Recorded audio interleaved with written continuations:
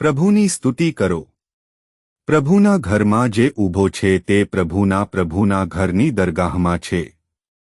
શુક્રવાર 21 ઓગસ્ટ 2026. આ સવારના આપણા મનન માટે મેં ફિલિપ્પીઓને લખેલા પાઉલના પત્રના 3 અધ્યાયની 16મી કલમ પસંદ કરી છે. પરંતુ જે સત્ય આપણને લાધી ચૂક્યું છે તેને અનુસરવાનું આપણે ચાલુ રાખવું જોઈએ. સુપ્રભાત મિત્રો. આપણે જે શબ્દ પ્રાપ્ત કર્યો છે તેમાં વિશ્વાસ કરવાની જરૂર છે અને ઘણા વિક્ષેપોથી ખલેલ પહોંચાડવાની જરૂર નથી. ચાલો આ શ્લોક પર ધ્યાન આપીએ. આ સવારના ધ્યાનની થીમ છે ગોસ્પેલ પર વિશ્વાસ કરો. પાઉલ ફિલિપીઓને પત્ર લખે છે અને ઈશ્વરના લોકોને જે ન્યાયપણું મળ્યું છે એ વિશે વાત કરે છે. આપણને એ સચ્ચાઈ મળી છે. તે ધ્યેય તરફ તાણ વિશે વાત કરે છે.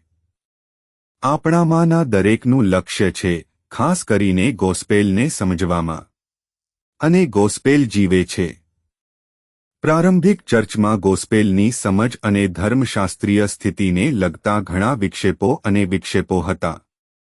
તેથી પોલ ભારપૂર્વક જણાવે છે કે આપણે જે સાંભળ્યું છે તે ગોસ્પેલ છે અને તે સિવાય બીજું કંઈ નથી.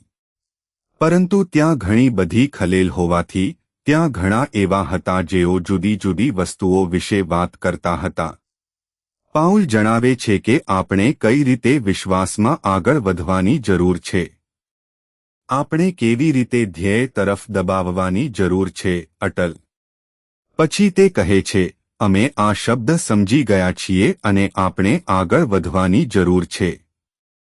હા, આજે પણ આપણે અનેક પડકારોનો સામનો કરી રહ્યા છીએ. ભગવાનના ઘણા લોકો છે, અર્થઘટન, ધર્મશાસ્ત્રીય સમજ, વિક્ષેપ, વિવાદો અને વિવિધ રીતો અને પદ્ધતિઓ. પરંતુ એ બધાથી આગળ આપણે જે સમજવાની જરૂર છે તે ઈસુ ખ્રિસ્તની સુવાર્તા છે. તેમનું જીવન, મૃત્યુ અને પુનરુત્થાન. અને આ તે છે જે આપણને વિમોચન આપે છે. આ તે છે જે આપણને સમજવામાં મદદ કરે છે કે આપણે પાપી છીએ અને છતાં આપણે બચી ગયા છીએ. એ જ આપણને એ સમજવામાં મદદ કરે છે કે ઈશ્વર આપણામાંના દરેક માટે આશા રાખે છે. અને બધી સમજણ એક વસ્તુ સુધી આવવી જોઈએ કે ઈસુ તારણહાર છે અને આપણે પોતાને ભગવાનને સોંપવાની જરૂર છે.